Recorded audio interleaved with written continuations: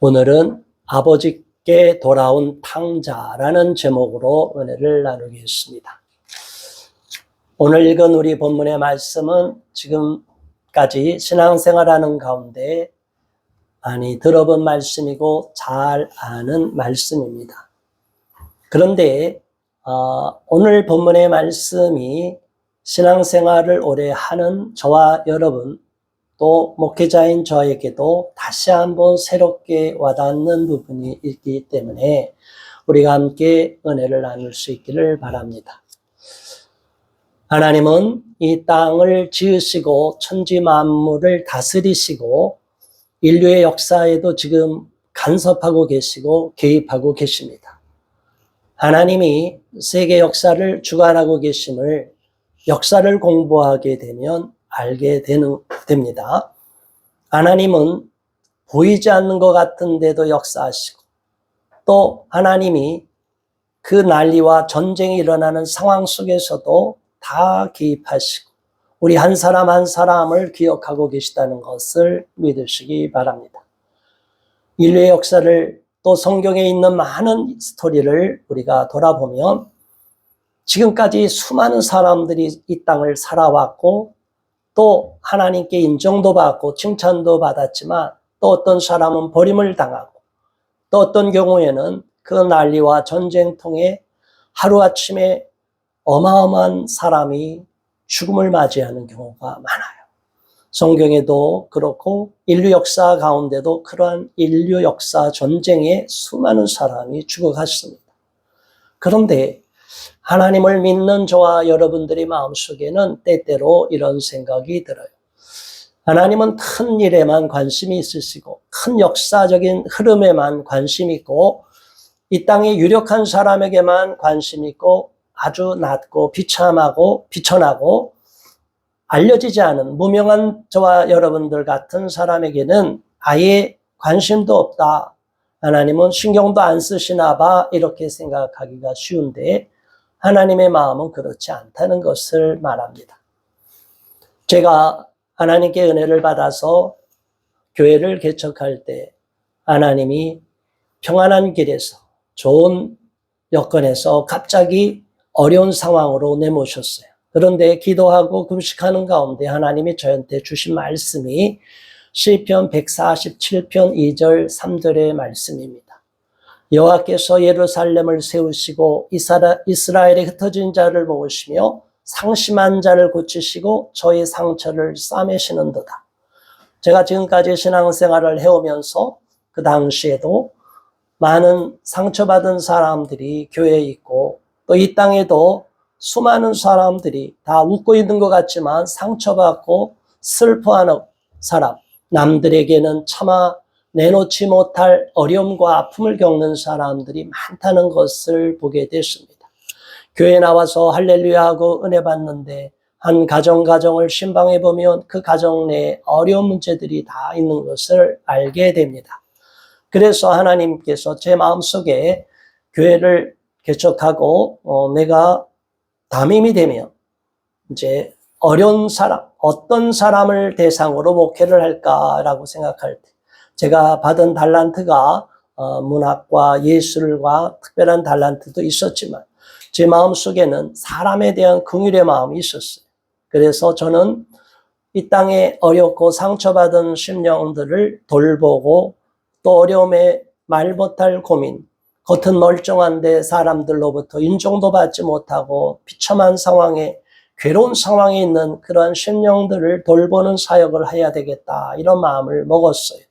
그러다가 하나님이 저한테는 결혼을 어렵게 아주 늦게 40살이 넘어서 제가 결혼하는 어려움을 겪었는데 그러다 보니까 결혼 못한 미혼자들의 문제가 보였고 또 이러한 청년들의 결혼 문제가 한국교회의 부흥과 연결이 돼 있고 이러한 결혼 문제, 가정을 세우지 않으면 이 나라가 한국교회가 다음 세대를 보장받을 수 없다 해서 열심히 또 사역을 하다가 또 하나님이 부르셔서 12년 전에는 제가 이 나라를 무너뜨리려고 하는 이 차별금지법을 만들고 동성애 쓰나미로 밀고 들어오려는 이러한 성혁명 세력이 있다는 것을 우리 현실에 너무 가까이 왔다는 것을 알고 제가 충격을 받아서 이제 시민운동으로 적극적으로 나오게 되었어요. 그러다가 또 지금으로부터 5년도 전, 이제 6년 차로 접어들었는데 하나님이 갑자기 열심히 시민운동을 하는데 생각지도 않게 자녀를 빼앗겼다는 사람이 저한테 도움을 요청했어요. 자, 이런 말도 안 되는 일이 우리나라에 있나? 청소도 안 됐는데 강제 분리가 될 수 있고 아이들을 시설에 가둬놓고 법이 그렇게 무서워졌다? 제가 충격을 받고 열심히 그 가정을 돕기 위해서 애를 썼어요.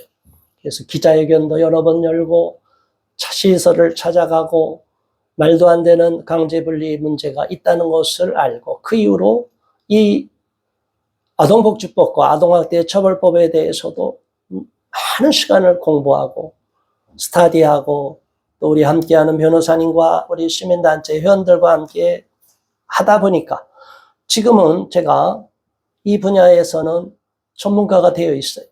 그래서 어떤 상황이든지 어떤 최악의 상황에 있다 하더라도 저를 만나면 제가 돌파구를 열어주고 또 제가 직접 현장에도 찾아가서 어려운 문제를 해결해주고 있어요. 그래서 지금도 많은 분들이 저를 찾고 있고 또 지금 저와 연결이 돼서 아직 해결이 안 되고 해결돼 가는 중에 있는 가정도 여러 가정이 있습니다.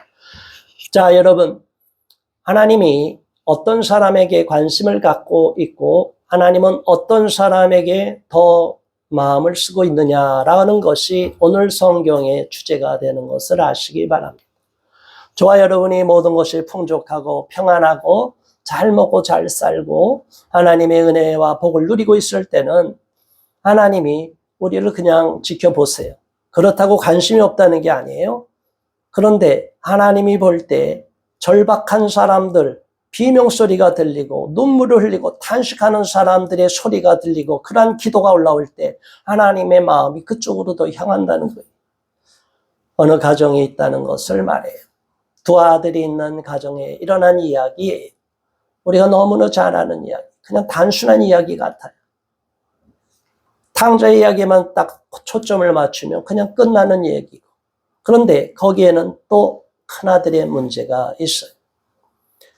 저와 여러분이 탕자입니까? 아니면 오늘 본문에 나오는 큰아들입니까?를 돌아보고 또한 저와 여러분들이 오늘의 본문 가운데 어떠한 메시지를 주고 저는 지금 어떠한 상태에 있는지를 돌아보기를 원하시는 하나님의 마음이 있는지를 헤아리고 살펴볼 수 있기를 바랍니다.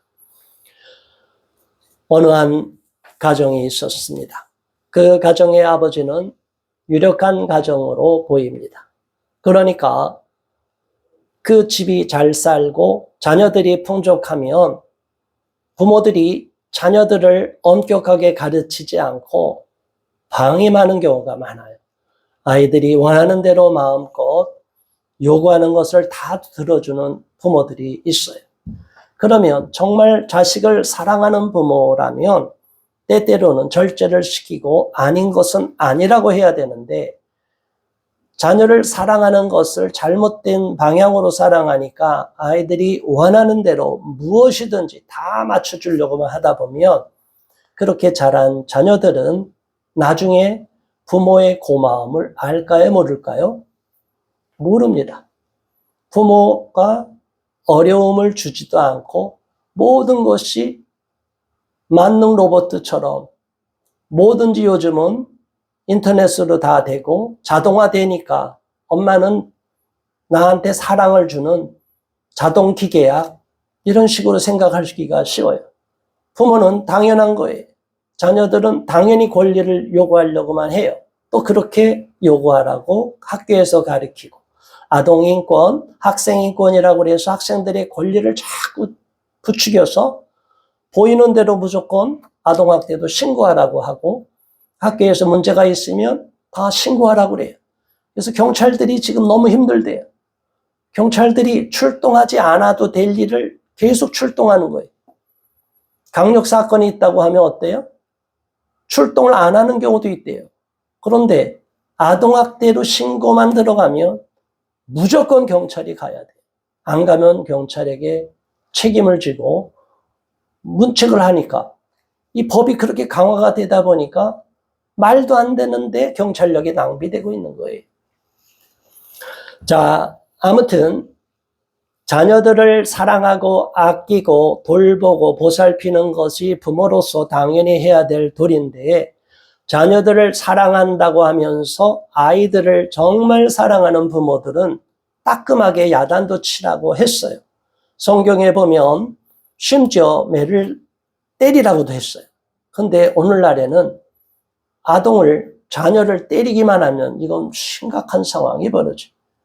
아동 학대로, 신체적인 학대에는 말할 것도 없고 정서적인 학대, 아이들 앞에 부부싸움이나 조금이라도 문제를 일으키고 아이들이 원하는 것을, 싫어하는 것을 강제로 부모가 하라고 하고 소리를 지르면 그게 다 정서학대가 되는 거예요.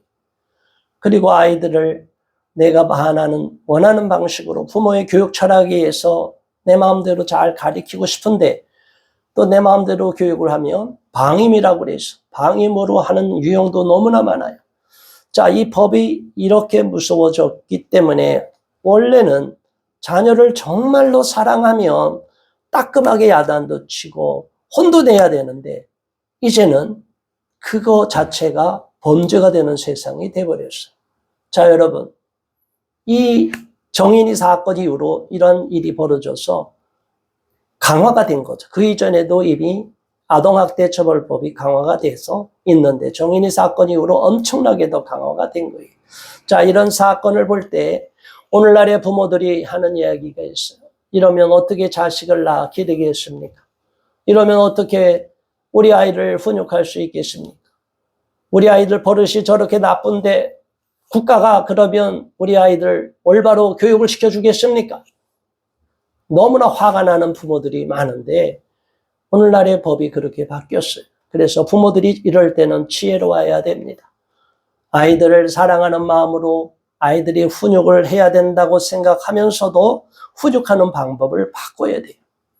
그런데 법은 강화됐는데 부모들의 인식은 아직도 옛날의 생각에 머물러 있어요. 내가 사랑하는 자녀니까 내가 이만큼 사랑했는데 당신들이 뭔데 우리 가정을 개입해? 경찰이 뭔데 갑자기 우리 아이를 뺏어가? 공무원들이 뭔데? 이런 식으로 부모들이 울부짖는 경우가 많아요. 자, 이러한 법과 현실의 괴리를 어떻게 풀어줘야 되겠느냐? 법으로만 풀어줄 수도 없기 때문에 제가 그 일을 돕기 위해서 원가정 아동인권 보호연대 그리고 원가정 아동인권협회를 사단법인을 만들고 준비하고 있고 또 아동학대 예방 협회도 만들어서 지금 열심히 함께하는 우리 시민단체 회원들과 함께 애쓰고 있습니다. 그런데 가장 문제는 이 일에도 어려운 문제가 있고 전문성도 필요하고 정말 부모의 마음으로 이 일을 하지 않으면 안 되는 일이 있다는 거예요. 자, 오늘 돌아온 탕자의 비유에 나오는 이 가정을 보겠습니다. 이 가정에는 두 아들이 있는데 두 아들이 다 부모의 사랑을 받고 있었어요. 그런데 둘째가 응석바지로 자라다 보니까 마지는 책임감이 있는데 둘째는 자기만 생각한 거예요. 에이, 왜 이렇게 내가 집에서 이렇게 힘든 일을 해? 나도 아버지한테 받을 몫이 있는데 이 몫을 갖고 나도 나가서 사업해서 큰 부자가 되면 더 이상 아버지 밑에서 농사 짓고 이렇게 힘든 일을 따라하지 않아도 되지 않을까? 이런 얄팍한 계산을 했던 거예요. 원래 이스라엘 나라에서 마지와 둘째 재산이 있잖아요. 분배를 했는데 유산을 주는데 마지는 2배를 얻게 되어 있어요. 그러니까 두 형제가 있으니까 이 동생보다 2배를 얻으니까 3등분하게 되는 거죠. 3분의 1을 2가 아버지 몫이, 아들의 몫, 큰 아들 몫이고 작은 아들 몫이 3분의 1이 되는 것입니다. 자, 13절의 말씀 한번 보겠습니다. 자, 12절 말씀. 그 둘째가 아버지에게 말하되 아버지여 재산 중에서 내게 돌아올 분깃을 내게 주소서 하는지라. 아버지가 그 살림을 각각 나눠 주었더니 자, 아버지는 아직까지 자녀가 분리하고 분가하기를 원하지 않은 상황일 수가 있어요. 그런데 이 둘째 아들이 이제 아버지 저도 재산을 물려주세요. 형도 있는데 저는 제 재산이 있고 물려줄 유산이 있으니 저한테 주세요. 제가 다른 일을 하겠습니다. 아버지 생각에는 마음이 안 들 수가 있어요. 너 아직까지 준비가 안 됐는데 너 무슨 의도로 그렇게 돈을 재산을 분배해 가려고 하느냐. 아버지가 안 된다고 해도 강청했을 거예요. 끝까지 아닙니다. 저는 재산을 아버지가 주실 몫을 갖고 분깃을 갖고 제가 나가서 정말 잘 살겠습니다. 거짓말도 했을 거 아니에요. 아버지를 설득하기 위해서 자기가 책임도 지지 못할 얘기도 막 하고 약속도 했을 거예요. 아버지가 결국에는 강청하니까 내주는 거죠. 자식한테, 둘째 아들한테 몫을 주었어요. 자, 그리고 나서 13절 말씀 함께 봉독합니다. 그 후 며칠이 안 되어 둘째 아들이 재물을 다 모아가지고 먼 나라에 가서 거기서 허랑방탕하여 그 재산을 낭비하더니. 자, 아들의 마음, 둘째의 마음이 딱 드러나는 거예요. 정말로 아버지를 생각하고 아버지가 물려준 유산을 잘 살펴서 내 나름대로 내 일가를 이루겠다는 좋은 동기라면 생각이 다를 텐데 이 둘째 아들은 그냥 일하는 게 싫은 거예요. 아버지 밑에 있는 게 싫은 거예요. 내 마음대로 살고 싶은 거예요. 그래서 얼른 재산을 분배받고 나서 멀리 떠났다는 거예요. 아예 아버지가 나를 찾지 못하는 먼 나라로 가버린 거예요. 아예 이민을 간 거예요. 자, 이 아들 영악한 아들이잖아요. 얼마나 좋아요.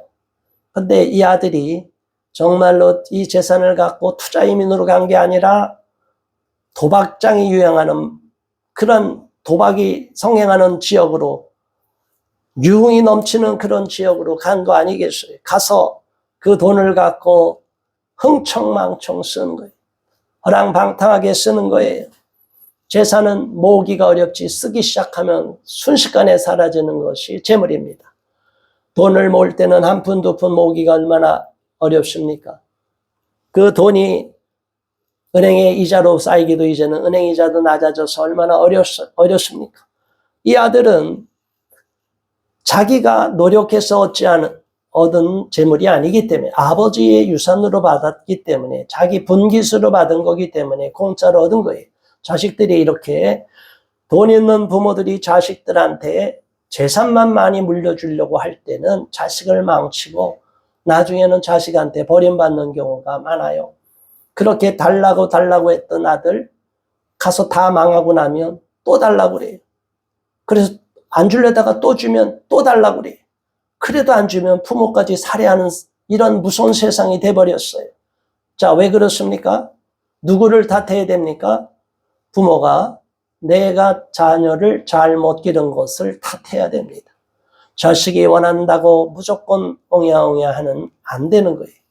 안 되는 것은 안 되는데 우리가 법의 테두리 안에서 지혜롭게 안 되는 것을 설득을 하거나 그 아이들한테 단호한 의지를 보여줘야 돼요. 부모가 안 되면 안 되는 마음으로 힘들어도 아파도 괴로워도 그 상황을 뻗쳐내야 돼요. 그런데 아이들이 얼마나 영악해요? 엄마가 아빠가 안 돼 해도 꼭 그 선을 넘어요. 또 넘으려고 할 때 부모가 어떻게 반응하느냐가 중요해요. 마음이 아파도 때때로는 울고 불어도 울고 불고 해도 안 되는 건 안 돼. 원칙을 세웠다면 그거를 지켜내야 되고 그 원칙을 무너뜨리면 안 돼. 꼭 손을 대서 야단을 쳐서 자녀를 훈육하는 게 아니에요. 부모가 때때로는 단호한 마음을 갖고 자녀를 잘 양육해야 될 줄로 압니다. 그런데 오늘날 풍요로운 가운데 자녀가 하나가 있거나 둘도 안 되고 귀하게 얻은 자녀들이다 보니까 요즘 자녀들은 다 자기만 생각해요. 나만 생각해요. 형제들이 여러 명이면 서로가 먹는 것도 부족하고 서로 막 치이고 부딪히고 다듬어지듯이 서로 이렇게 형제 간에 우애도 생기는데 요즘은 자녀가 하나, 많아야 둘, 이 정도니까 다들 편안하니까, 풍족하니까 자기 이익만 생각하고 조금이라도 불편한 걸 싫어해요. 간섭받는 걸 싫어해요. 원하는 것 많고 요구하는 것 많은데 만일 자기가 소원하는 것이 이루어지지 않으면 막 때를 쓰고 화를 내고 이러한 자녀들을 버릇없이 키우고 잘못된 훈육을 하는 부모들은 결국에는 그 자녀들로 인하여 인생이 후반부에 괴로워질 수 있음을 아시기 바랍니다. 자녀들을 잘 양육할 수 있는 저와 여러분이 되어야 됩니다. 안 된다고 할 때는 단호하게 안 된다고 이야기하고 내 힘으로 안 될 때는 전문가의 상담을 받고 또 도움을 받아서라도 어쨌든 잘못된 그 습관과 태도를 바꿔야 되는 것이 현명한 부모가 취해야 될 태도라고 봅니다. 자, 아무튼 이 당자로 바뀐 둘째 아들은 타지에 가서 돈을 쓰는데 쓰다 보니 재미가 있고 쾌락에 술에 여자에 취해갖고 온갖 도박에 취해서 쓰기 시작하니까 돈이 그냥 쑥쑥쑥쑥 빠져버렸어요.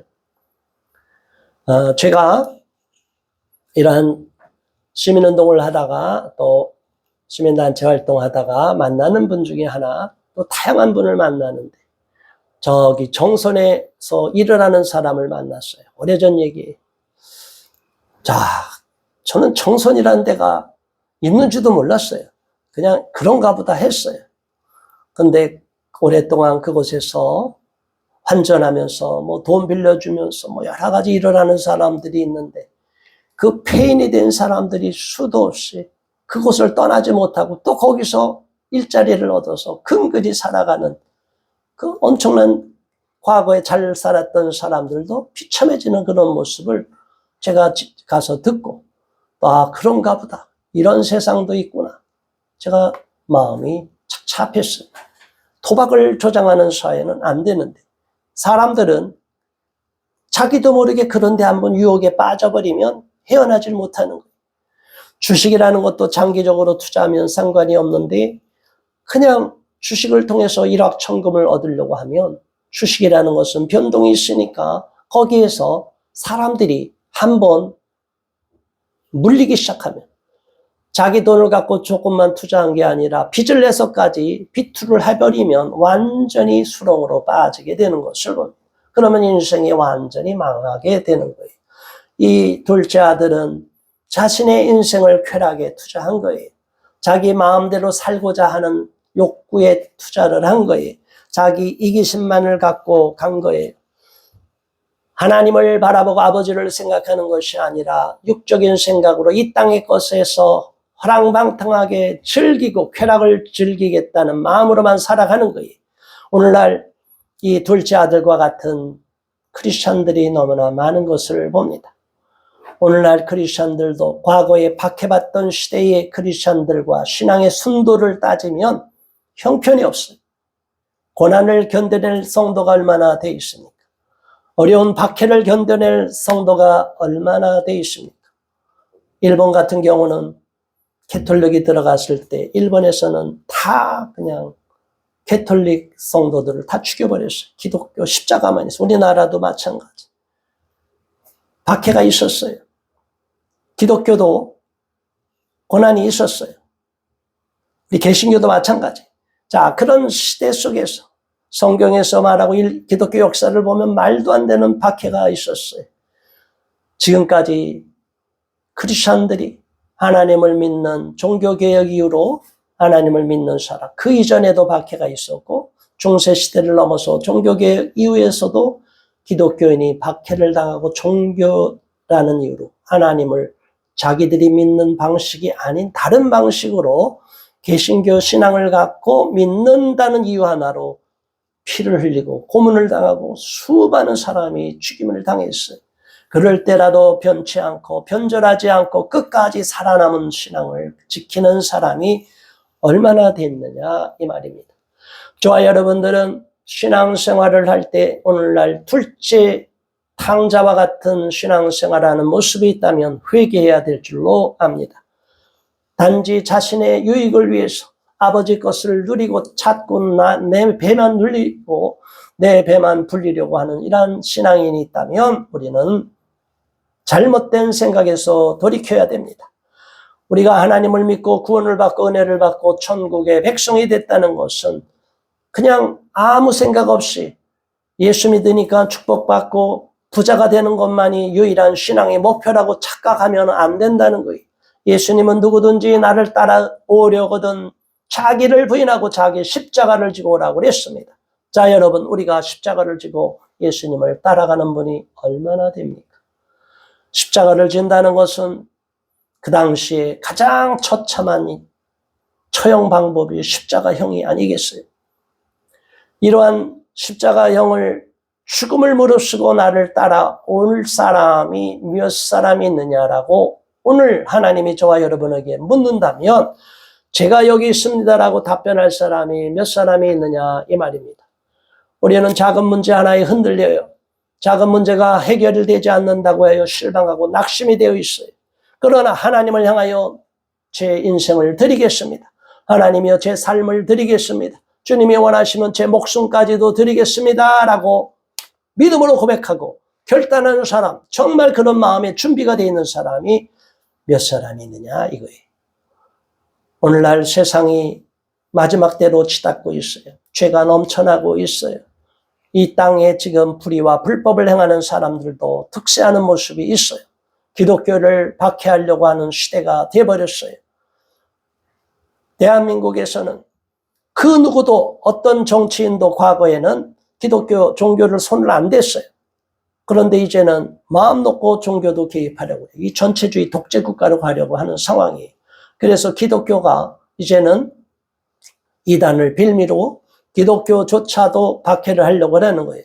해외 선교를 하는데 거기에 대해서 중요세로 50%까지 매길 수 있다니 여러분 선교하면 절반이 떨어져 나가면 선교비도 덜 나가고 그러면 선교비는 점점 줄어드는데 선교사님들 어떻게 할 거예요? 철수하게 되는 거예요. 이게 선교도 못하게 만드는 이러한 악랄한 법을 만드는 이러한 시대가 돼버렸어요. 이게 더 지나면 만일 저 악한 자들이 더 권세를 얻고 득세를 하게 되면 어떻게 돼요? 예수 믿는 저와 여러분을 이제 핍박하기 시작하는 거예요. 이런 무서운 시대가 지금 도래했어요. 저와 여러분이 깨어서 기도해야 됩니다. 이 둘째 아들같이 허랑방탕하며 자기의 욕구만을 추구하는 삶, 아니란 자기 가정, 내 자녀, 그냥 우리 가족만 챙기는 이런 신앙을 갖고는 안 돼요. 저와 여러분들은 이 나라가 어떻게 잘못된 방향으로 가고 있는지를 알면 기도를 해야 되고 나라와 민족을 위해서 기도를 해야 되고 한국교회를 위해서 기도를 해야 되는 거예요. 자, 여러분 이 둘째 아들은 그렇게 인생이 꼬이기 시작했는데 점점 사람은 한번 어려움에 빠지면 점점 수렁으로 빠져들게 됩니다. 그 둘째 아들이 재산을 다 탕진한 후에 14절에 그 나라에 크게 흉년이 들어 그가 비로소 궁핍한지라. 돈도 다 쓰고 아끼고 아끼다가 이제 흉년까지 들어버리니까 곡식값이 올라가는 거예요. 먹을 것도 식료품 값이 먼저 튀는 거죠. 인플레가 심해지는 거죠. 그러니까 재산도 금방 탕진하게 돼요. 먹을 것도 없어져서 이제 굶는 지경에까지 이르렀어요. 그래서 도저히 안 되겠다 해서 이제 일자리를 알아봐야겠다. 내가 가진 돈은 없으니 이제는 나도 입에 풀칠을 해야지. 그래서 15절 그 나라 백성 중 한 사람에게 붙여 사니 그가 그를 둘러보내어 돼지를 치게 하였는데 과거에 우리가 머슴으로 살고 이런 경우도 있었죠.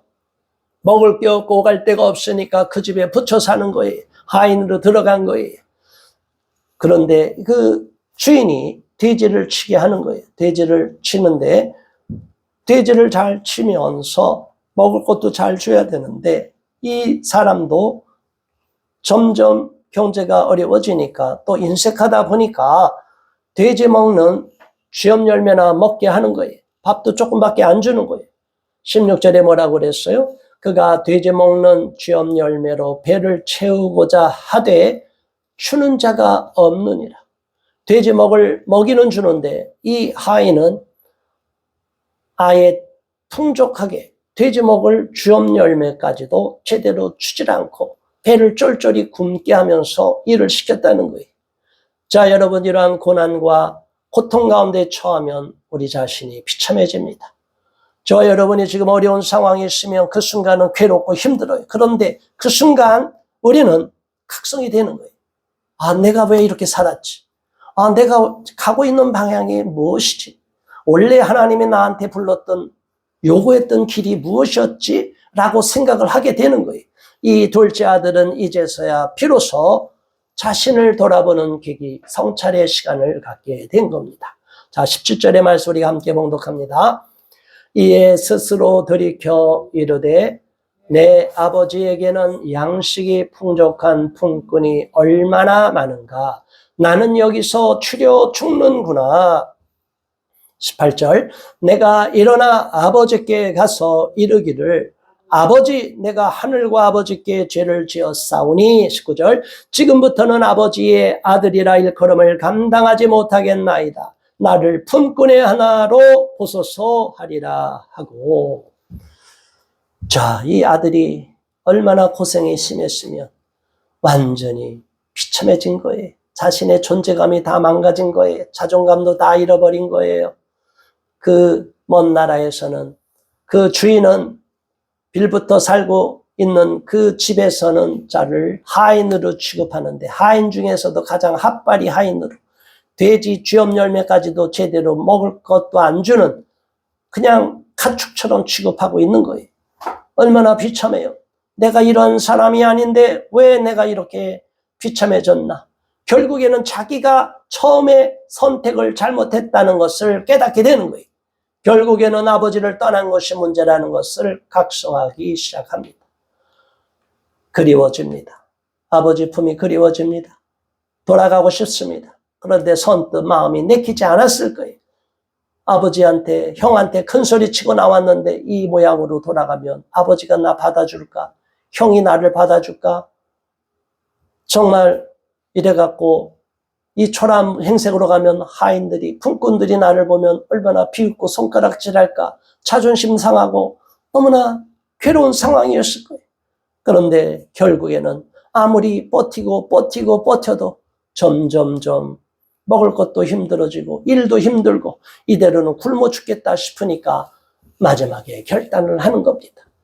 이제 차라리 아버지한테 가자. 매를 맞든 무시를 당하든 아버지 품꾼으로 하나 삼아주세요. 우리 아버지는 품꾼한테도 먹을 거 풍족하게 줬는데 내가 지금 이렇게 붙여 사는 주인은 나를 완전히 먹을 것도 제대로 안 주는 아주 완악하고 잔인한 이 주인이니까 내가 아버지한테로 가야겠다.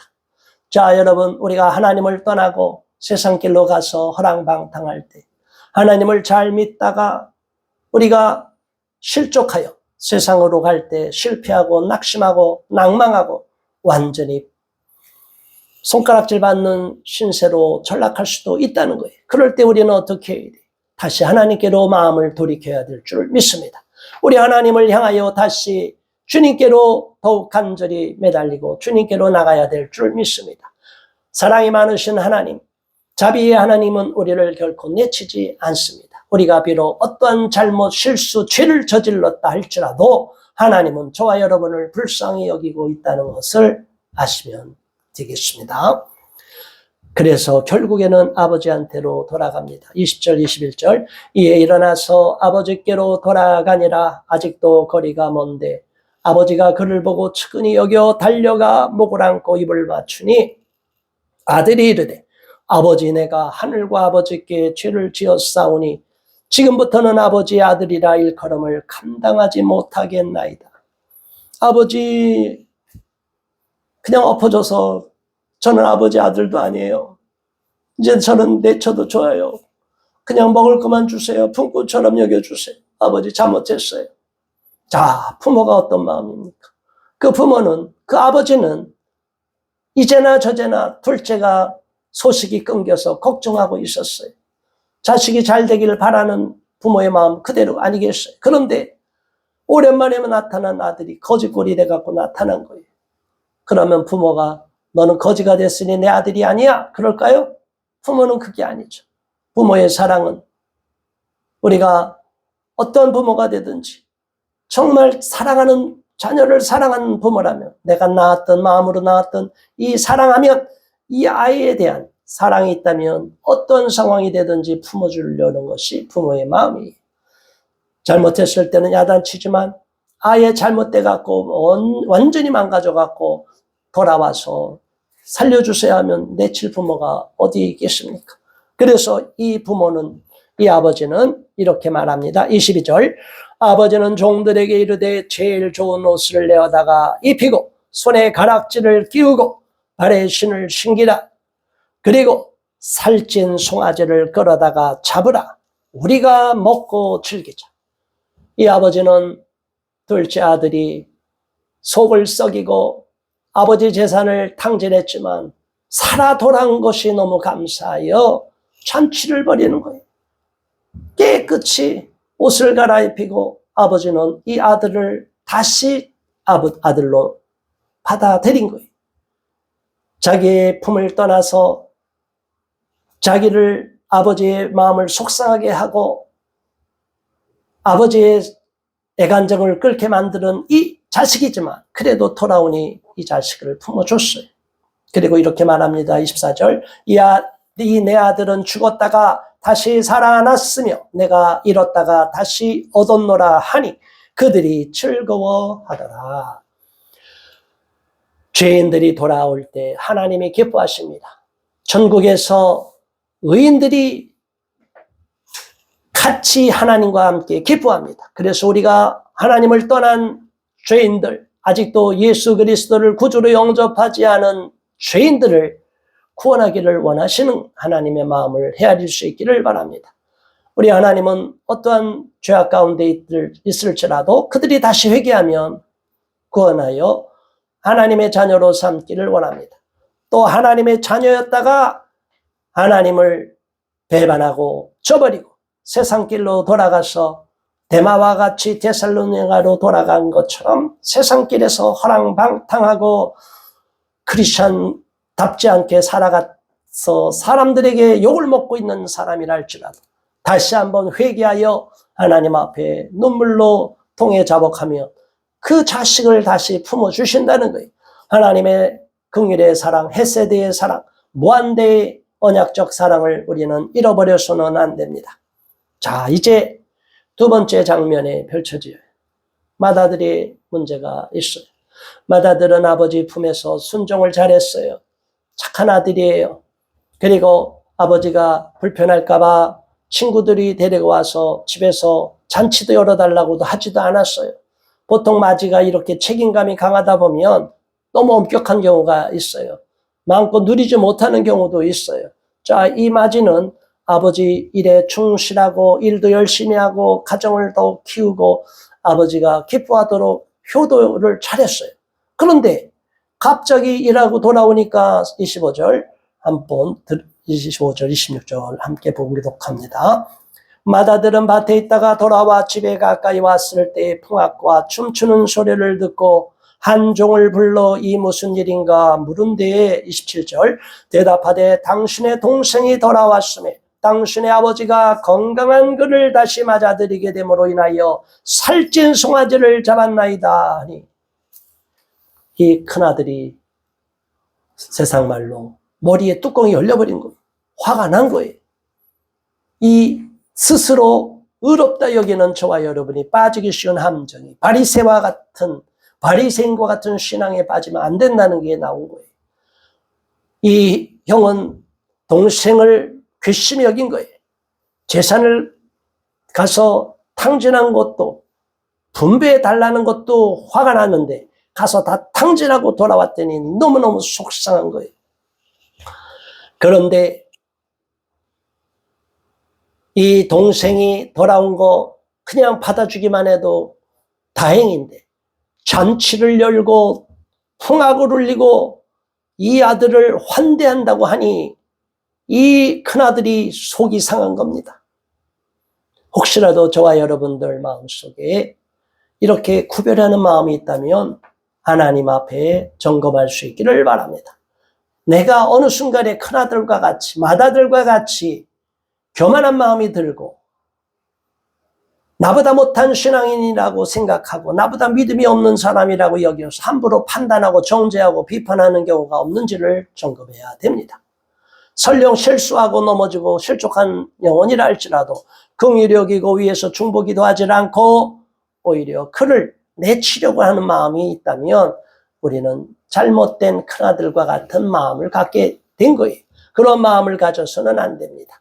교회 내에서도 실수하고 넘어지고 이렇게 아동학대로 신고를 당해도 교회 내에서 때때로는 사람들이 보는 눈빛이 다 달라졌다고 얘기하는 경우가 있어요.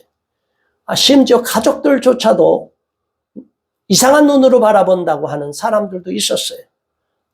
그건 가족마다 다르지만 아무튼 우리는 그러한 마음을 가져서는 안 됩니다. 왜 그런 사람이 그런 상황에 빠져 있는지, 그 사람이 왜 그런 어려움에 빠져 있는지를 먼저 살펴보고 우리가 도와야 될 것은 도와야 되고 잘못된 법이나 제도라면 고치려고 함께 써야 되지 그 사람을 판단하고 정죄해서는 안 됩니다. 우리가 큰아들과 같이 노하여서 돌아온 동생을 반갑게 맞아들이지 않고 갑자기 화를 내고 아버지한테 대들면 아버지의 마음이 얼마나 아프겠냐 이겁니다. 28절 29절 함께 봉독합니다. 그가 노하여 들어가고자 하지 아니하거늘 아버지가 나와서 권한대 아버지께 대답하여 이르되 내가 여러 해 아버지를 섬겨 명을 어김이 없거늘 내게는 염소 새끼라도 주어 나와 내 벗으로 즐기게 하신 일이 없더니 30절 아버지의 살림을 장녀들과 함께 삼켜버린 이 아들이 돌아오매 이를 위하여 살찐 송아지를 잡으셨습니다. 이게 말이 됩니까? 아버지 화가 난 거예요. 자 여러분 아들이 화가 날 리가 없어요. 아들 재산을 축낸 게 하나도 없어요. 자기 몫은 두 배의 몫, 동생보다 2배의 몫을 받은 것은 자기 몫이 남아있는 거예요. 그런데 왜 화를 내요? 자기 마음에 안 드는 거예요. 이 마지의 마음은 동생을 정말 내 피부치라고 생각하고 아버지의 마음이 아닌 거예요.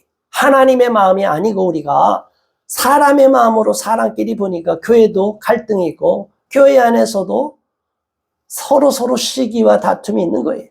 왜 그런 일을 할까요? 가정에서도 마찬가지죠. 부모의 마음을 아는 자식들이라면 부모가 무엇을 원하는지 알고 있는 것도 나눠 먹고 서로 의의가 좋아야 되는데 이 형은 정직하고 우직하고 성실했지만 동생에 대한 따뜻한 사랑의 마음이 없었던 거예요. 저와 여러분의 마음 속에 행여나 이 마지와 같은 마음이 있다면 회개해야 될 줄로 압니다. 나만 의롭고 나만 잘났고 나는 모범생이야 라고 생각하며 함부로 남을 판단하고 형편없다고 하여 동생들을 사랑은 제껴버리고 정죄하고 율법으로만 판단하려고 했다면 이것은 하나님이 기뻐하는 모습이 아니다는 것을 알려주고 있습니다. 아버지가 타이릅니다. 마지막 31절 32절 아버지가 이르되 얘야 너는 항상 나와 함께 있으니 내 것이 다 내 것이로되 이 내 동생은 죽었다가 살아났으며 내가 잃었다가 얻었기로 우리가 즐거워하고 기뻐하는 것이 마땅하다 하니라.